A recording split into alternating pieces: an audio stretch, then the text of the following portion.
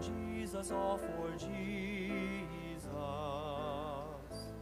All my being's ransom powers,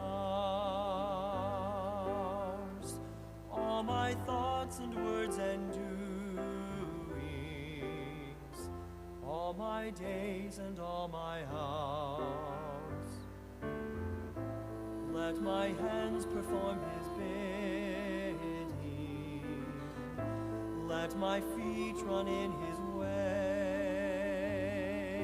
ways, let my eyes see Jesus only, let my lips speak forth his praise, all for Jesus. All my days and all my hours, all for Jesus. All my days and all my hours.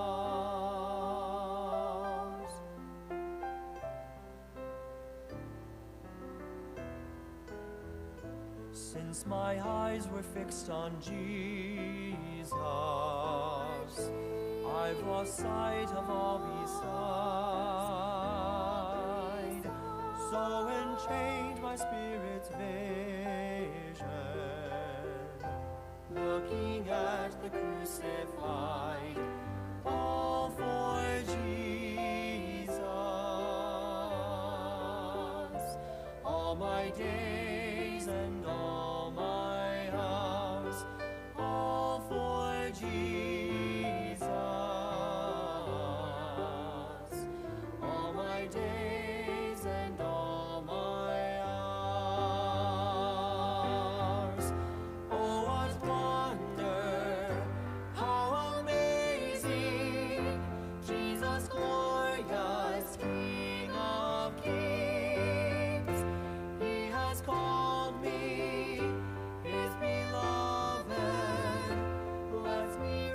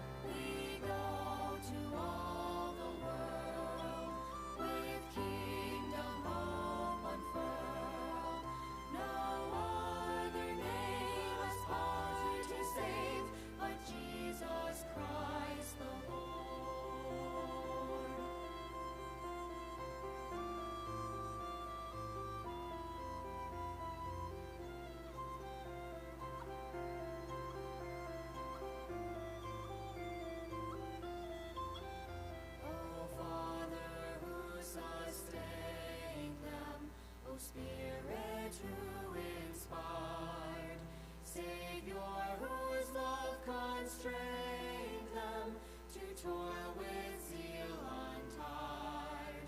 From cowardice defend us, from lethargy awake. Forth on thine errand send us to labor for thy sake. We go to all the world with kingdom hope unfurled. The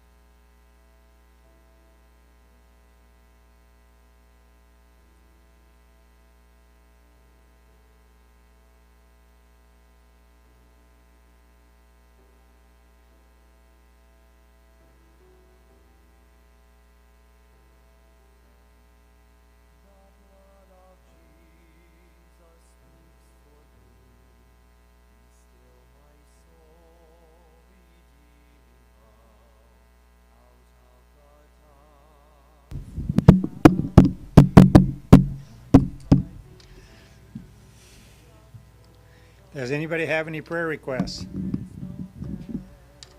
John?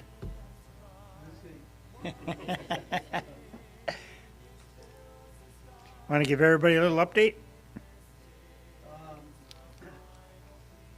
Well, she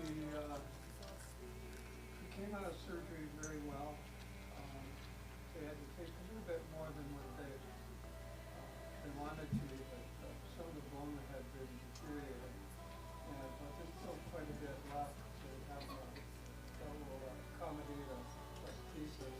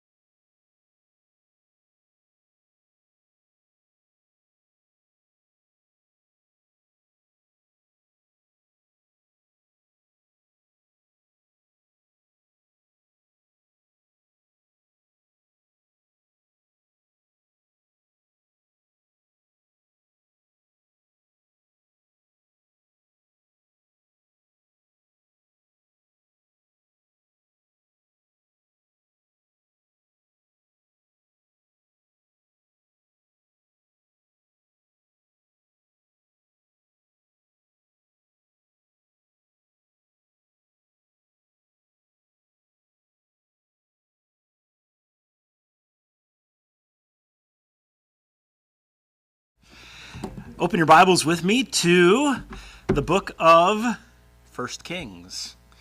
And we're going to look at just a couple of verses here, and then we're going to start moving through our segment here in 1 Kings.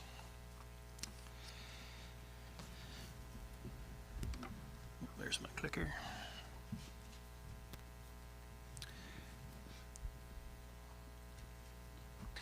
All right, Megs, can you make sure my mouse pointer is where it needs to be? All right.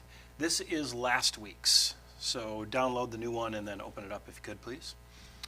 All right, the book of 1 Kings is where we are. So we are looking at 1 Kings chapter 1. It's interesting what the Bible records for us in regard to the stories of the Old Testament scriptures. And I think what God is doing, one of the things, because I do not claim to know the mind of the Lord entirely for sure.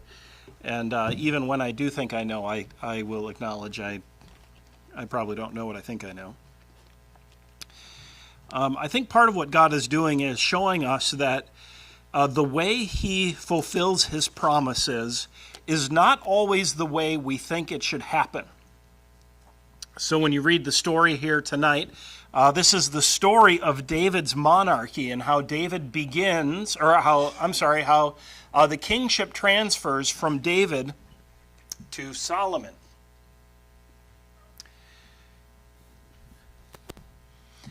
So let's go ahead and take a look at 1 Kings chapter 1.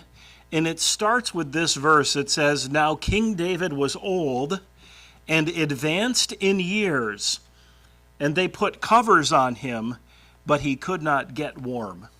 Now, you might be able to relate to that.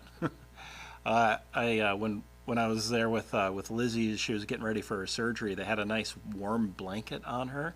It's really kind of cool. They had a little heating unit, and it had an airflow that actually went into the thing and blew hot air into the blanket. It was kind of puffed up like little billows, and it was kind of blowing warm air on her. I thought, boy, that's really nice, you know.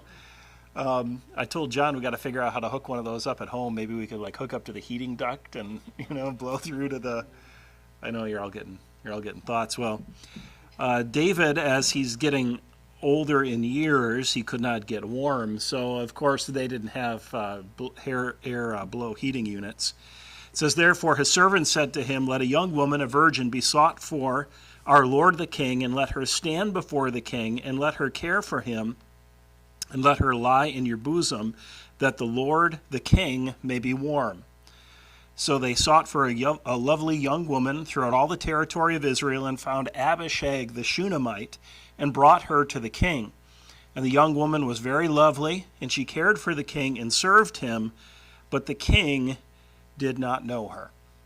So you kind of wonder, why in the world does the Bible include these details?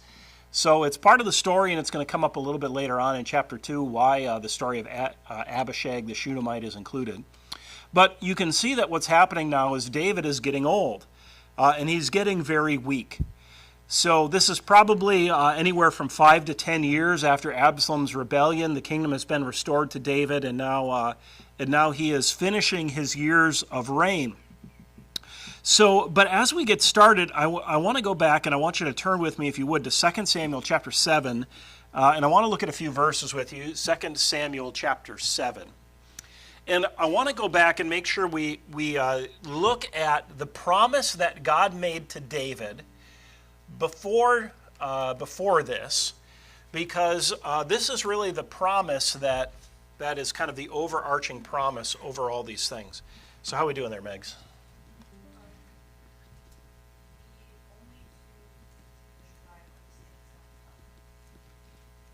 Okay, here, let me help you out.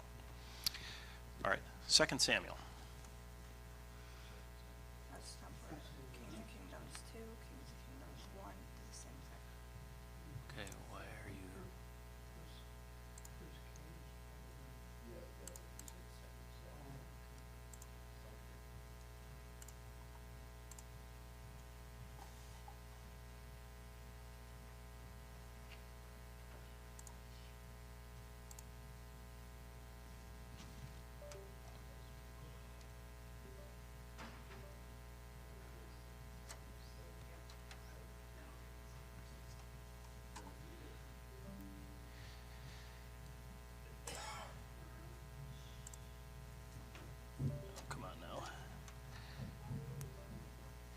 So you get that little screen you can pop up in your head. Pardon us while we are experiencing some technical difficulties.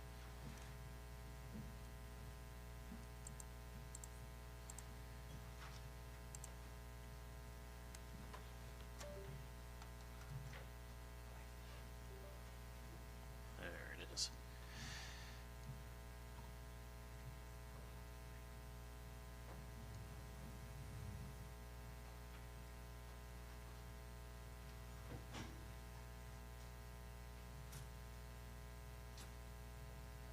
Okay.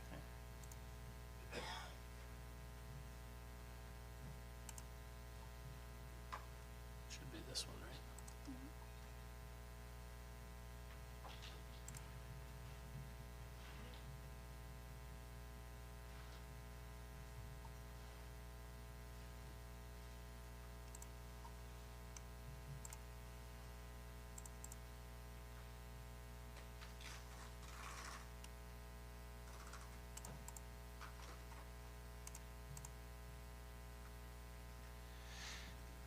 All right. Well, let me see here. If I can have like 3 minutes, I can fix this. Would somebody be willing to stand up and read 2 Samuel chapter 7 for us? And then I'll get this sorted out. So for some reason my PowerPoint is missing. I even brought a backup copy and my backup's wrong. So if somebody be willing to stand and read, that'll get us going here. And I'll take care of this. All right, thanks, sir. Okay, Second Samuel chapter 7. And it came to pass when the king sat in the house, and the Lord had given him rest round about from all his enemies, that oh, am I reading the whole chapter, Andy, or? Just the verses that are listed on the handout. I think it's 7:17, okay. In all places wherein I have walked with all the children of Israel, spake I a word with any of the tribes of Israel, whom I commanded to feed my people Israel, saying, Why build ye not me a house of cedar? Now therefore so shalt thou say unto my servant David, Thus saith the Lord of hosts, I took thee from the sheepcote in following the sheep, to be ruler over the people over Israel, and I was with thee whensoever and wentest, and I have cut off all thine enemies out of thy sight, and have made thee a great name, like unto the name of the great men that are in the earth. Moreover, I will appoint a place for my people Israel, and will plant them, that they may dwell in a place of their own, and move no more. Neither shall the children of wickedness affect them any more, as before time. And as since the time that I command judges to be over my people Israel, and to have caused thee to rest from all thine enemies, also the Lord telleth thee that he will make thee an house. And when the days be fulfilled, and thou shalt sleep with thy fathers, I will set up thy seed after thee, which shall proceed out of my bowels, and I will establish his kingdom. He shall build a house for my name, and I will establish thy throne of his kingdom forever. I will be his father, and he shall be my son. If he commit iniquity, I will chasten him with the rod of men, and with the stripes of the children of men. But my mercy shall not depart away from him, as I look at from Saul, whom I put away before thee. And thy house and thy kingdom shall be established forever before thee. Thy throne shall be established forever. According to all these words, and according to all the visions, so did Nathan speak unto David.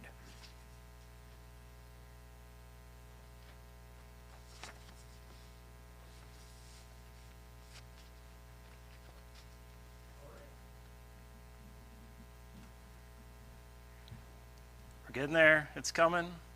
75, 5, 4, 3, 2, 1. There it is.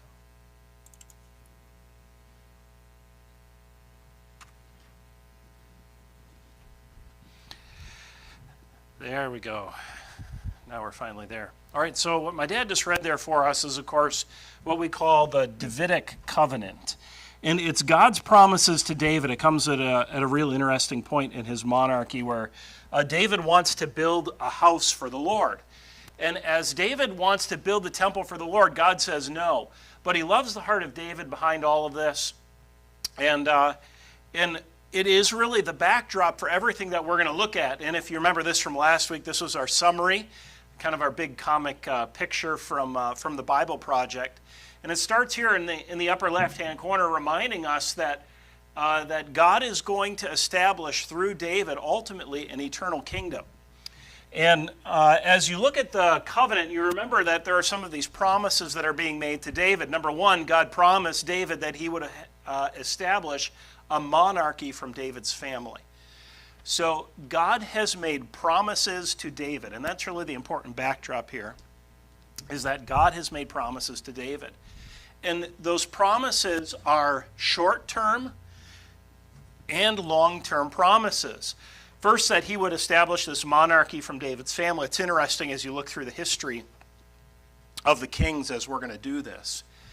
The northern kingdom, after the kingdom divides into two, is going to have like 6 different monarchies. Some of them are literally going to only last for days.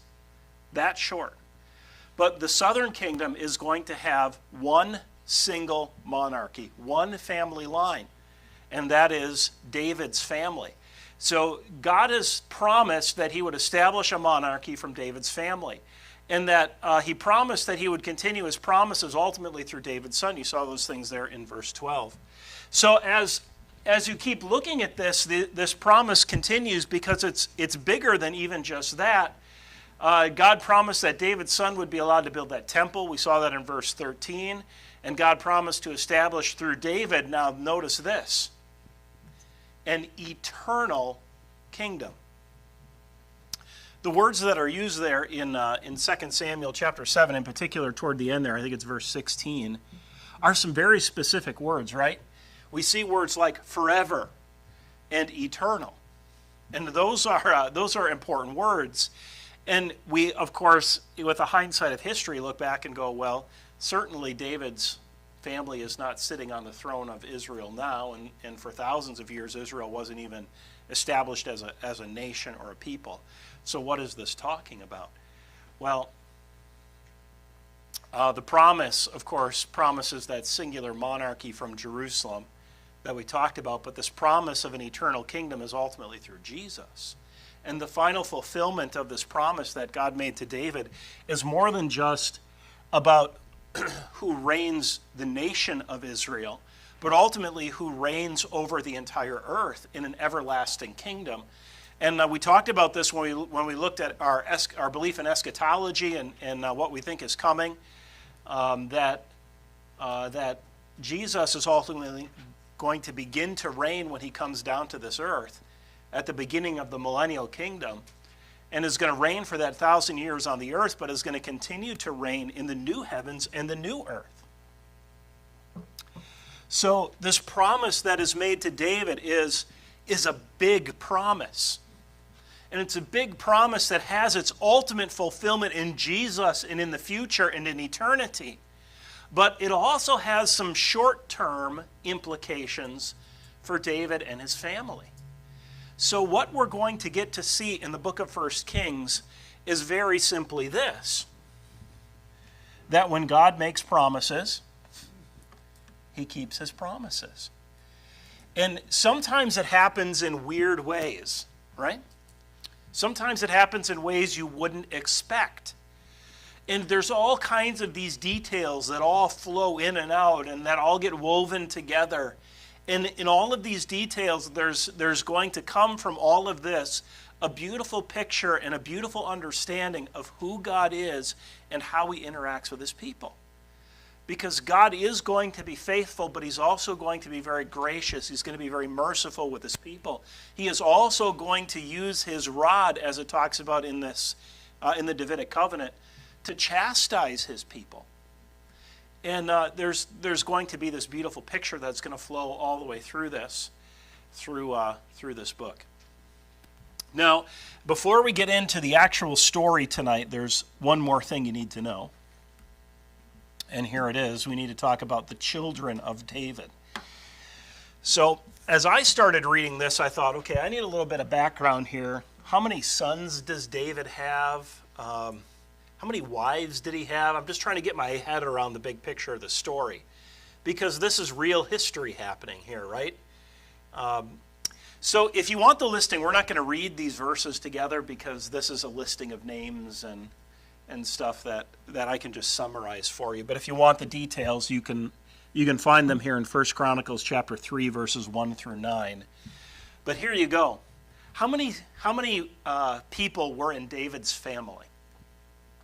If you've ever asked this question.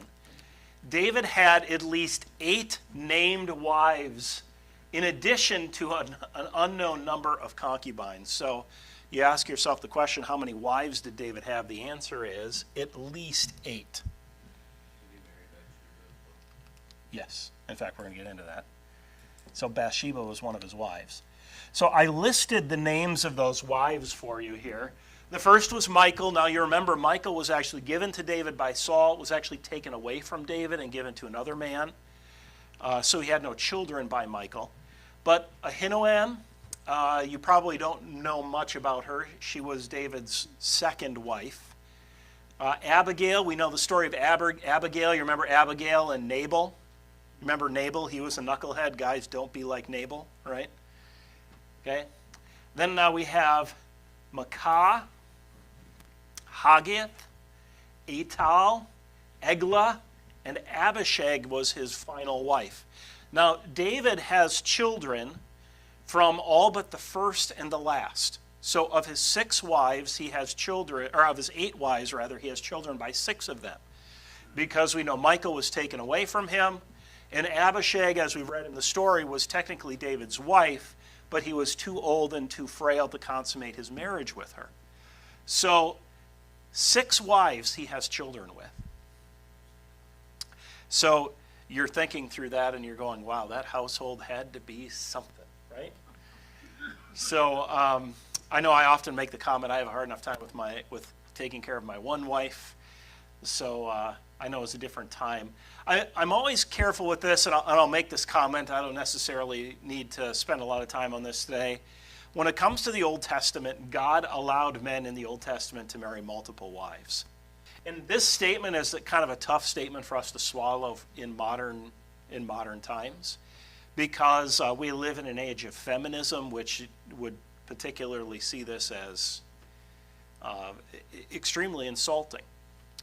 So I want to make sure I do state this. This is not God's plan for mankind. God's plan for mankind is one man and one woman. All right? So in the Old Testament, and in particular in times, well, I guess there is nothing before the Old Testament, but even in times before what we're currently reading here, which is about 1000 AD, or I'm sorry, 1000 BC, God did tolerate this as a reality in a sin-cursed world. This is definitely not the best way to do things, but there are some historical realities that you have to ask yourself the question, what is the best way to deal with things like men dying in war? And now you have widows upon widows when a war comes through, and now you have, 3 or 4 women to one man. There are some historical realities and questions you have to ask yourself, okay? What is the best way to deal with those? Now, I'm not arguing in any way, okay? Don't get me wrong, okay? I am not arguing in any way for polygamy, because polygamy, I would definitely state that in this time and in this age it is wrong. Okay, but make sure as you read the Old Testament scriptures, we don't judge people today, or judge people back then, by the rules and climate of today. So as a historical reality. Again, not God's plan, but God did things we don't always get. So I'm just saying, okay, bad idea. Okay, don't do this today, but there's some realities, some historical realities that just aren't even on our radar that we have to take into account. This one piece of information I think is important, that according to Deuteronomy chapter 17 and verse 17, kings were commanded not to multiply wives. And the warning was given here in Deuteronomy 17:17 that if a king were to multiply wives, something would happen. Anyone remember the warning that's given?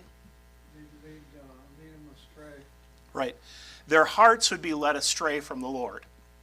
So I think this command is given, and I'm guessing, okay, I'm venturing a guess on this. I don't think David is guilty of multiplying wives, according to this command in the Old Testament. So David has multiple wives, but certainly Solomon is guilty of this command, of breaking this command, as he has all of his wives and concubines. But so here you go. David has 8 named wives, 6 of whom he has children with, in addition to a number of unknown concubines that were part of his kingly harem. Were all his wives from Israel? As best we know, yes. Yeah. That makes a difference too. Yes, exactly. His wives were not from foreign powers who brought their foreign gods. They were all of the children of Israel. So, and contextually, I think that's what the command in Deuteronomy is about. So, aside from David's 8 wives, he had at least 19 named sons by his wives, in addition to a number of unknown sons by his concubines. So David has at least 19 sons.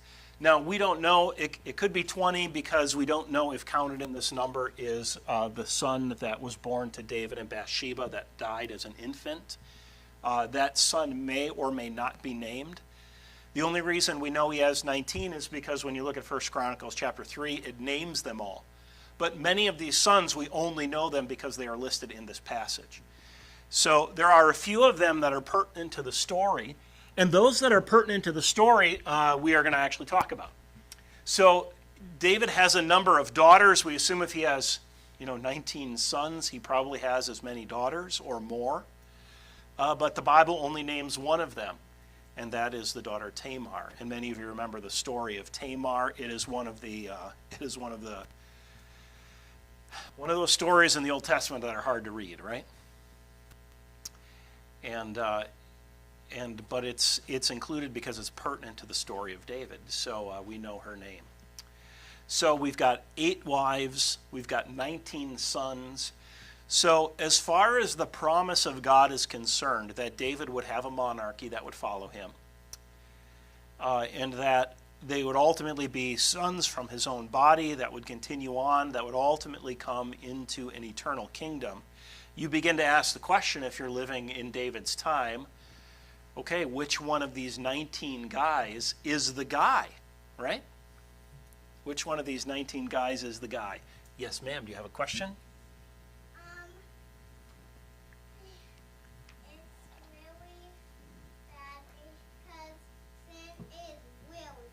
Yes, sin is really bad, and when you choose to do wrong, it makes things very hard for you and for your family, right? And that's what this story is all about. Yep. So when it comes to kingly succession, I think we all understand this, right? That the oldest son is typically the one who becomes the king who reigns. So if you're looking at David's sons, if this is going to go the way things normally go, who is David's firstborn? So we're going to look at 5 of David's 19 sons. David's firstborn was named Ammon. Now, if you remember the story of Tamar, Ammon was the guilty party in the story of Tamar, and ultimately Ammon was murdered by Absalom after he forced Tamar as half-sister. So Ammon, firstborn son of David, is dead. So what about David's second-born son? Well, David's second-born son is a guy named Daniel or Chileab. He's actually named both names in 2 different places, clearly talking about the same guy. This was David's son by Abigail, who was the husband of Nabal. So we don't know anything other than the name of this son. So we're making the assumption at this point that because, at least in this part of the story of David, he is unnamed, he's probably dead. He probably died earlier on in life, maybe not as a child, but maybe as a young adult, whether it was in war or some other accident. But he plays no role in the story of David. That's all we know. So not the second-born. What about the third-born son? Well, David's third-born son was Absalom. And many of you know the story of Absalom. You remember Absalom, in defense of his sister Tamar, murdered Ammon, and eventually was deposed from the kingdom. David never really reconciled with him, but allowed him to come back, which caused this bitterness to fester, and ultimately Absalom tried to take over the kingdom. And when Absalom tried to take over the kingdom, David decreed that nobody should harm Absalom because he was his son and he loved him. But you remember Joab didn't listen, and Joab killed Absalom. So Absalom, the third-born, is dead. So now as you're going through the, David's line, you're like, okay, wow, that's a lot of hardship in a family, right? So what about the next one? David's fourth-born son is actually going to come into our story here. David's fourth-born son is a guy named Adonijah, and that's what we're going to read about here. Adonijah is David's oldest living son, and he's the one who is pertinent to our story here tonight. I will mention just one more of these. I said we mentioned 5 of David's sons. Solomon, who we know to become the next king, is actually, as best we can tell, David's 10th born son. So if you can picture this, as far as the line of succession goes, Solomon is not the first choice for succession. Now, the fact that Solomon eventually becomes king really shouldn't surprise us, though, because as you think back through your biblical history, how often through biblical history did the firstborn son become the one through whom the line followed? Let's go all the way back to Adam and Eve. They had 3 sons, right? Firstborn son, Cain. Secondborn son, Abel. Thirdborn son, Seth. Through whom did the line proceed? Thirdborn son, Seth, right? Because Cain killed Abel and was cursed by God, so thirdborn son. You can kind of keep following through. The story of the patriarchs goes through, right?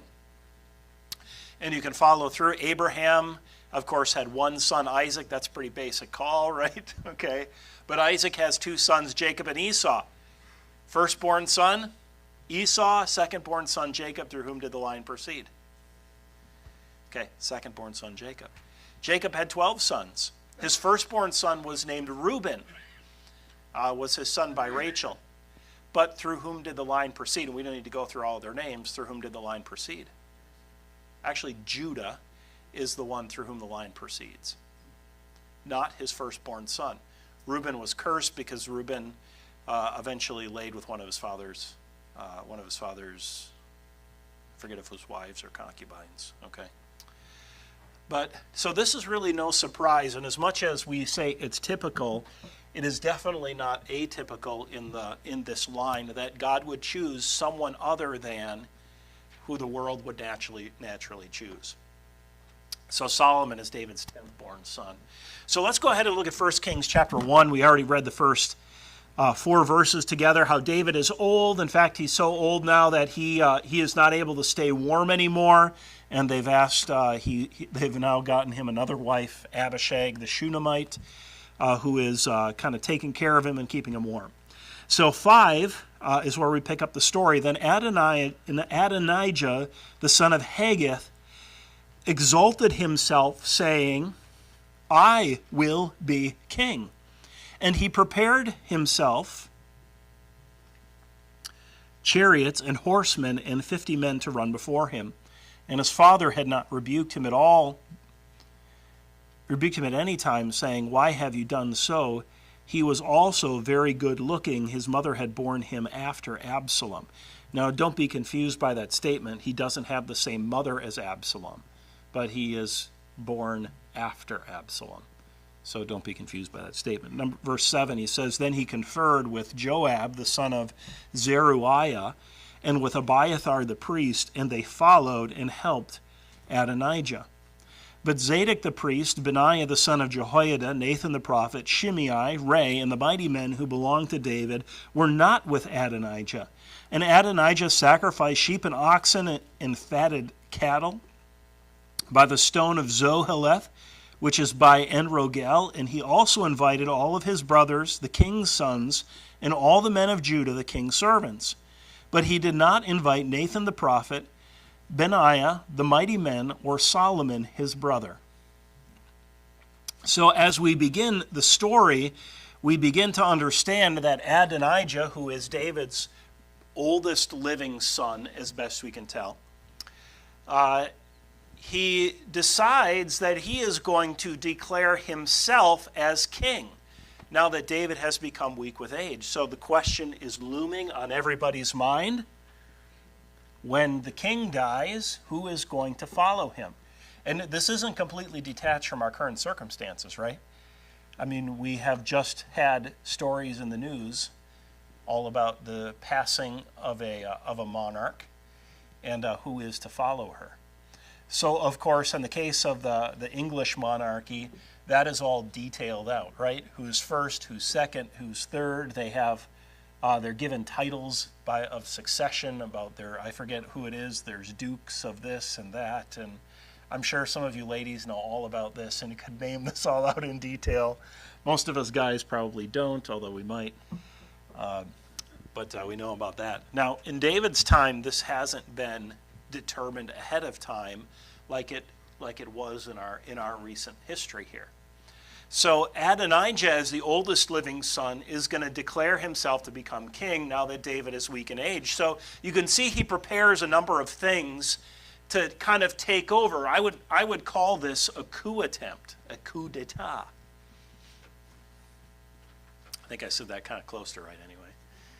All right, so you see verse 5, he has this private army of chariots and horsemen. He, as a person, the Bible terms him as an attractive person and strong-spirited. If you're going to become a leader, and especially popular among people, it certainly is helpful to be good-looking rather than hard to look at, right? Number 3 here, he allied himself with Joab, who is the leader of the army. Joab had been the leader of the army for a number of years, but he is kind of that head general then of the armed forces. So he allies himself with Joab. He then also continues to ally himself with other influential people. You'll see Abiathar the priest, who has been with David since the time that he was in the wilderness. Abiathar was one of 2 men who were influential priests. So he decides to throw himself a party. We saw that in verse 9. He's going to hold a crowning ceremony to which he is going to invite all of the leaders. He's going to invite the royal family, and he's going to throw a big party. And they do these sacrifices, and then they have a feast that follows. And the celebratory feast, you can find out in detail a little bit later on, that as they are there at the feast, they are saying, basically, long live King Adonijah. So the whole purpose of this is for Adonijah to kind of hatch this plan so that he invites people to come away from the city so that they can crown him king, so that then this whole group of people can now kind of begin this parade from where they are outside of the city to come back to the city to kind of get everyone on board with the fact that now Adonijah is king. So he's got a plan. And frankly, it's not a horrible plan when it comes to human ways of thinking, right? He's got influential people. He's starting with a small group of people who would be the royal, all of the royal brothers, with a few exceptions. So he's got a pretty good plan here. And he is attempting to hatch this plan, but here's what happens. Adonijah did not invite David's closest advisors. Now this is, I think, revealing to us. He's not going to invite Zadok the priest. There were 2 priests who were active during the time of David. Zadok was one and Abiathar was the other. He didn't invite Nathan the prophet. You remember Nathan was the kind of the leading prophet of the day. He wasn't the only one, but he was the one through whom God spoke to the kings. You remember Nathan was the one who came to David and he put up the flannel graph with the duckies on it? You guys remember? No? Okay. Anyone ever see the Veggie Tales about David and Bathsheba? Okay. No, okay. Never mind. Lost on some of you. Some of you get it. All right. But he's the one who confronted David after his sin with Bathsheba. God used Nathan to confront David. So it also lists David's mighty men who are detailed for us, of course, in the book of 2 Samuel, and a few other people who were part of his group of advisors. So Adonijah's omission here implies that Adonijah knew about David's plan to install Solomon as king, because he just happened to invite all of the people, except for the people who were David's closest advisors and Solomon. So you got to know that the guy had some inkling or some idea that the family somehow knew that this was the plan. But apparently it was not made public because the city did not know, a number of these other leaders did not know. And Adonijah was trying to take advantage of these few moments. So certainly it seems like he knew, and he's trying to get away with something. So here's the problem. David had promised to Bathsheba that Solomon would be king. Solomon is Bathsheba's son. And this one is really interesting to me because when you think about David and Bathsheba's marriage, it certainly did not begin under respectable terms, right? I mean, if you want to think about how this all started, this started as adultery. I mean, that's how David and Bathsheba ultimately got married. It was adultery and murder.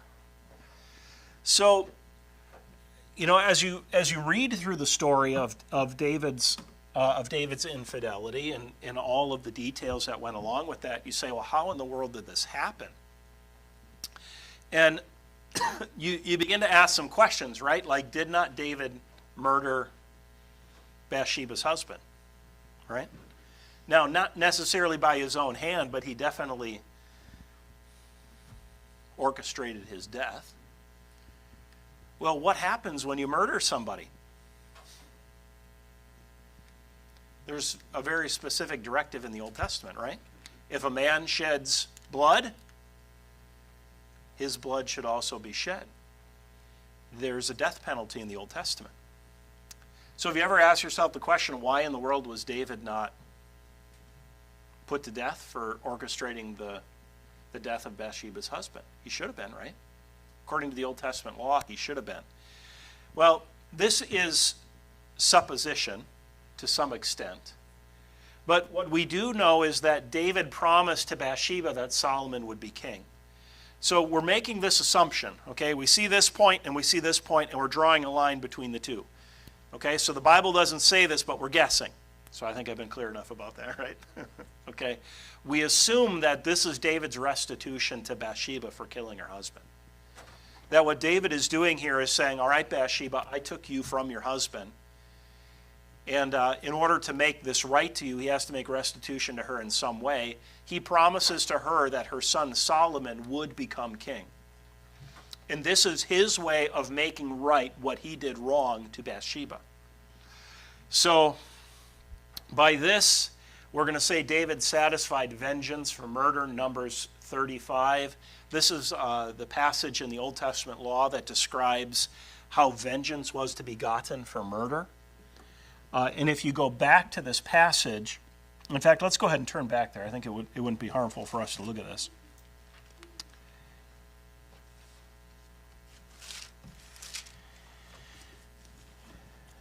Numbers chapter 35.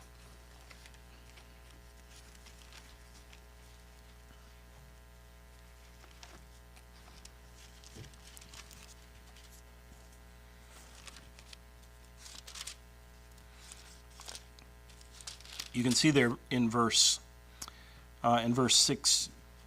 Let's see if I can get my notes here.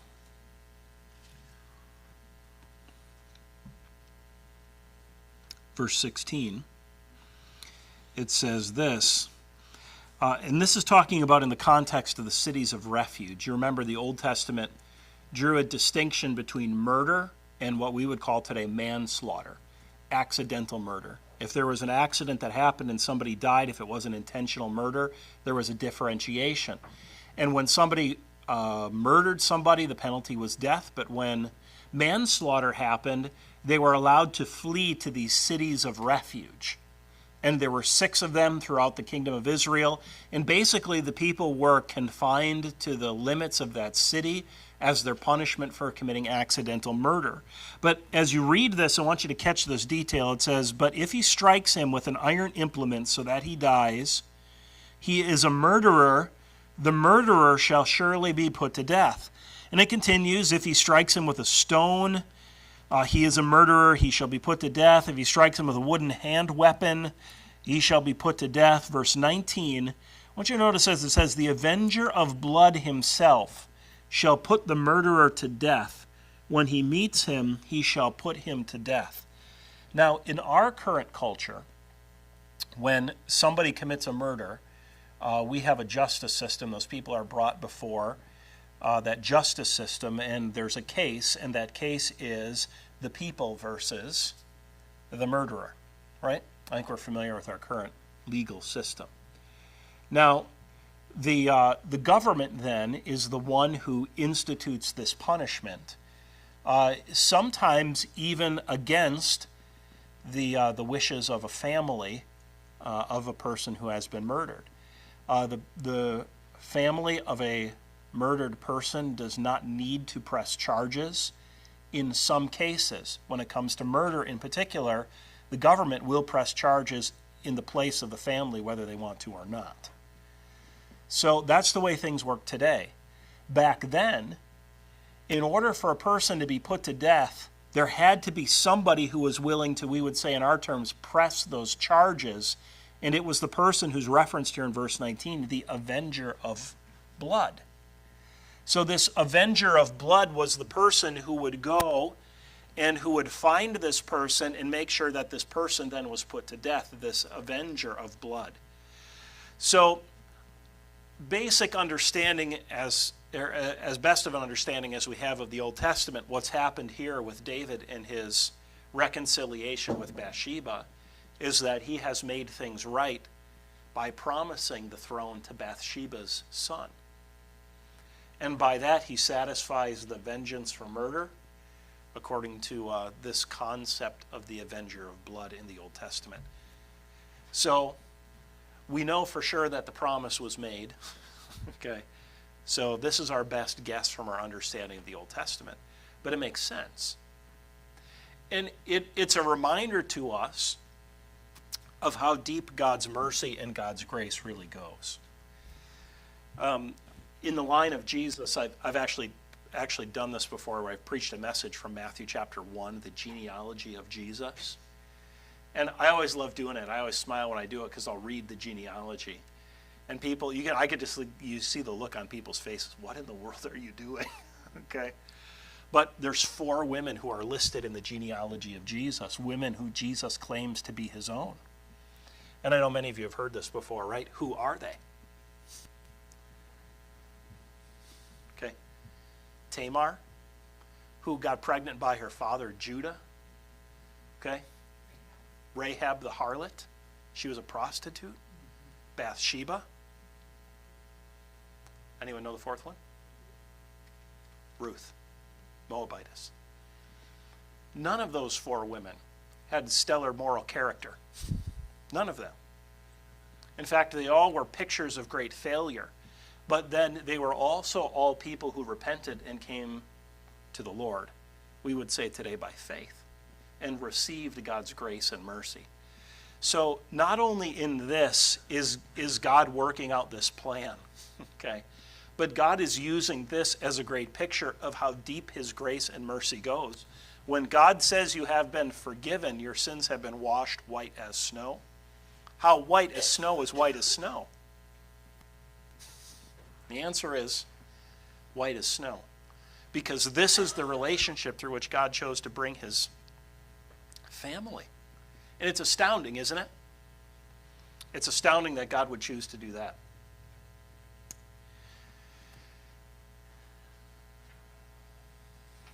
All right. Let's do this next part. So the coup is in process, right? Adonijah has made his plan. He has now called the feast, and they have sacrificed. And what's happening now is Adonijah is basically sitting there at dinner, the celebratory dinner, and he has has crowned himself to become king. So what happens after this? Well, you pick this up in verse 11 of 1 Kings chapter 1. And as the story continues, you're going to find that Nathan the prophet is going to hear what's going on. Even though he was not invited, and certainly there was some amount of secrecy going on here, it says, Nathan the prophet spoke to Bathsheba, the mother of Solomon, saying, have you not heard that Adonijah, the son of Haggith, has become king, and David our Lord does not know it? Come, please, let me now give you advice that you may save your own life and the life of your son Solomon. Go immediately to King David and say to him, Did you not, my lord, O king, swear to your maidservant, saying, assuredly your son Solomon shall reign after me, and he shall sit on my throne? Why then has Adonijah become king? Then while you are still talking there with the king, I will come in after you and confirm your words. So Bathsheba went to the king. So Nathan the prophet now recognizes what's happening. He immediately recognized the danger of Adonijah's coup attempt and moved to prevent the takeover. So now Nathan instructs Bathsheba to approach the king. And as you keep reading, you're going to find that she informs David of the takeover plot. You remember, David is old and weak at this point. He is really not getting out of the palace, if he's getting out of his room. But he's still the king. So Bathsheba is going to inform David of the plot. She is going to, just by her coming, going to remind David of the promise about Solomon's succession. You'll find this in verse 20. She doesn't directly say to the king, you promised. But just by the fact that she's looking at him saying, have you told him that he can be king? Is what she's going to ask. I mean, we can all read between those lines, right? I mean, I know when my wife looks at me and asks me a question that it's rarely the question she's asking is the question she's asking. There's usually more to it, right? So there's going to be this reminder about Solomon's succession.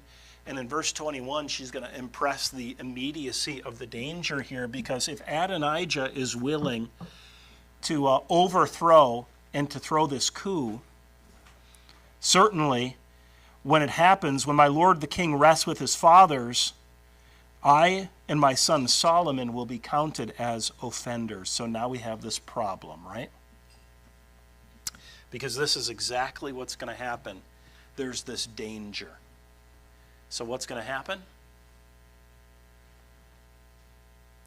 Well, tune in next time. And you will see whether the coup of Adonijah will be successful. So we'll go ahead and stop there. We'll pick this up. We'll pick this up next time, and we'll finish the story. But you can see that what's happening here is you have a man who is trying to take over, and a man who is trying to take over, and it's against the will of God, and it's certainly against the will of the king. So how is God going to preserve his promise? How is David going to keep his promise? And it's interesting how God allows all of this to happen according to his will and his plan. So save those handouts for next time. They'll be the same. I'll have another page to it that'll go on the back of that. But make sure you save that for next time. And we'll go ahead and dismiss. What was the first three entries? What's that? What was the first three entries? The first three entries?